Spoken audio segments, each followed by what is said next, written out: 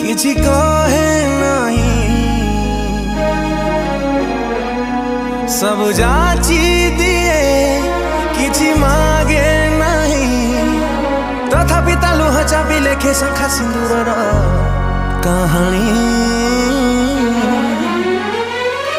किए देला किए देला किए देला किए देला किए देला तना